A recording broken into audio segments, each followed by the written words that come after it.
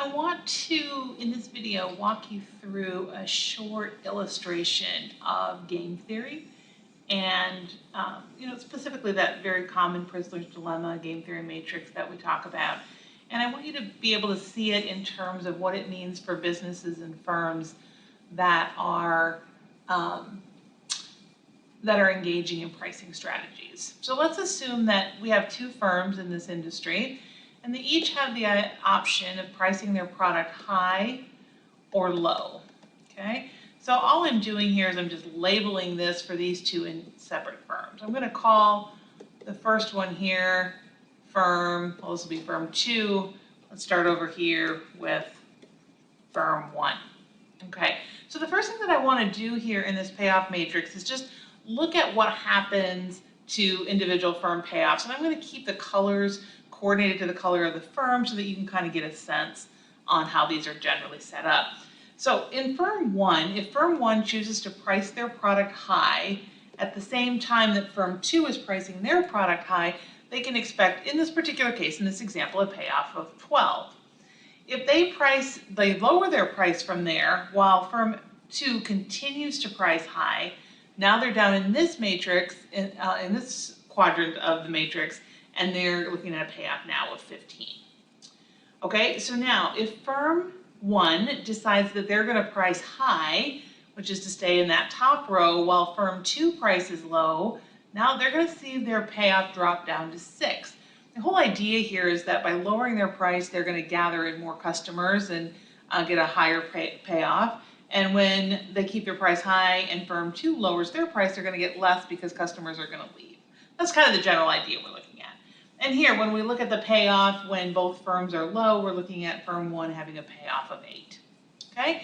Now we're going to do the same thing for firm 2, okay? And it's worth noting that firm 2 has the same high payoff and low payoff as we see with firm 1. So when firm 1 is priced high and firm 2 chooses to price high, they're looking at a payoff of 12.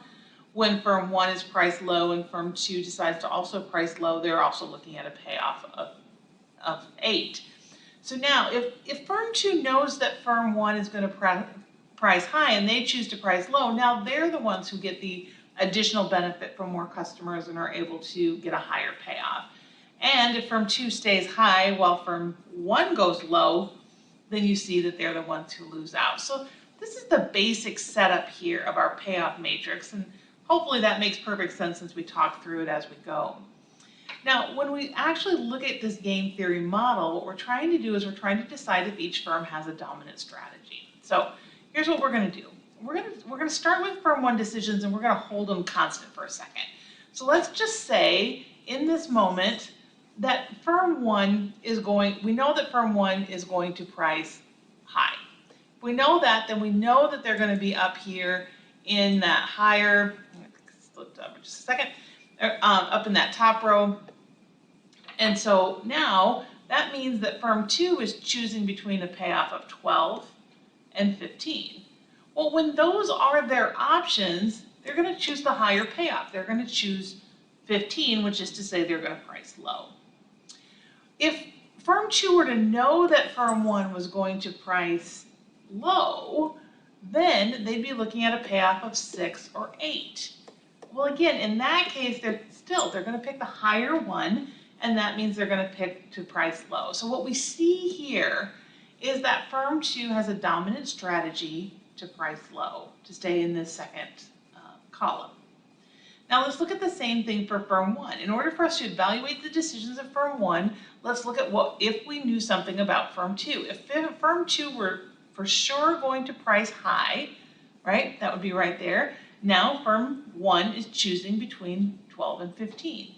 The higher payoff for them is going to come with 15. If firm 2 knows that, if firm 1 knows that firm 2 is going to price low, then now they're choosing between 6 and 8. And in choosing between 6 and 8, they're going to choose the higher payoff of 8. So again, you see that firm 1 also has this dominant strategy to price low. So what that means for us is that if we kind of keep playing this game over and over, the game theory would tell us that overall competition is working, right? This is that idea of mutual interdependence. And we're going to end up with both firms having priced their product low. Now, here's what I want to do is I want to put this in the context of some price leadership for you. Think about this. We can see that both firms would be better off if they both just priced their product high, right? Both firms would be better off with a payoff of 12 if they could agree. Now, we know from our understanding of antitrust laws that they can't pick up the phone and say, hey, if you raise your price, I'll raise mine and we can make more money, right? That would be a violation of antitrust. So they need to try to find a way to get into that high model without doing any sort of antitrust violation. And this is where I want you starting to think about the idea of price leadership. What price leadership says is that one firm is going to be the leader, in this particular case the other firm, but in reality other firms, plural, are going to follow or not follow, right? So in order for the price leadership model to work, one of these firms would have to say, you know what I'm going to do? I'm going to actually raise my price and I'm going to see if that other firm follows. So if they do, they raise their price. If the other firm raises theirs, then we hang out in that high quadrant for a period of time. If they raise their price and the other firm doesn't, then they just bring it right back down. No fuss, no muss, right?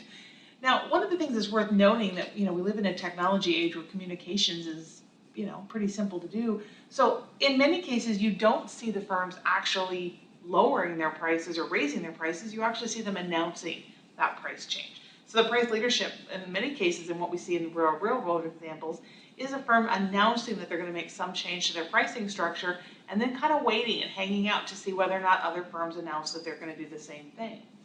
If other firms leave them hanging there, in many cases, they'll say, oh, nope, we changed our mind, and they'll pull it back without there ever being an actual change in prices.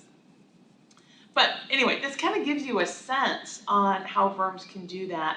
Now, one of the last things here that I want you to see is as we're doing this, right, every time we work through this model, right, we're playing this, we're cruising along here, the more we engage with each other, the more we understand each other. That knowledge of our competitors is really important. But I want you to see that in every case, there's always this incentive to cheat, right? Notice what's going to happen if we're up here. Let's just assume that we're firm one, right?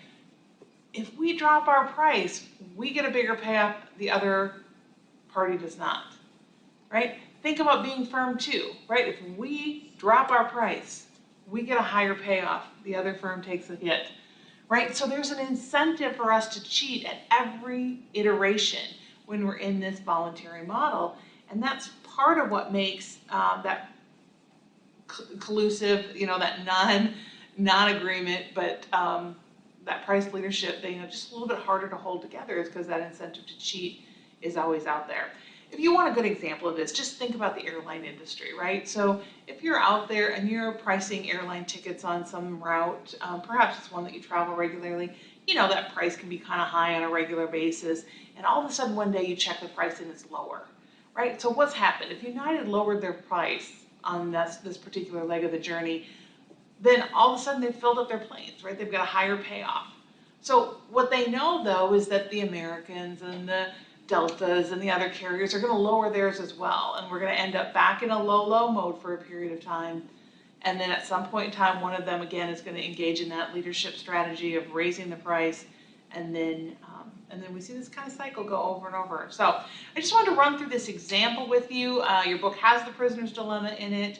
And hopefully you're able to kind of work through that. There's also a really good application activity for you to do and connect with this exact same idea.